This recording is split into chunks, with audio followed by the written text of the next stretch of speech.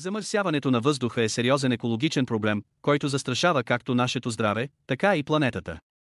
То възниква, когато вредни вещества като дим, химикали и фини прахови частици замърсяват въздуха. През 2024 година Световната здравна организация съобщи, че почти 9 от 10 души по света са изложени на вредни нива на качество на въздуха. Градовете с интензивна индустриална дейност и тежък трафик са особено засегнати. Замърсяването на въздуха има множество източници, включително индустриални емисии, автомобилни газове и изгаряне на изкопаеми горива, което допринася за образуването на смог, киселинен дъжд и респираторни заболявания.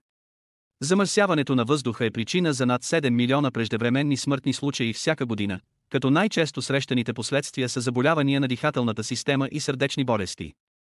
Въпреки предизвикателствата, в световен мащаб се полагат усилия за намаляване на замърсяването чрез по-чисти енергийни източници и по-строги регулации на емисиите, което води до подобрение на качеството на въздуха в някои региони.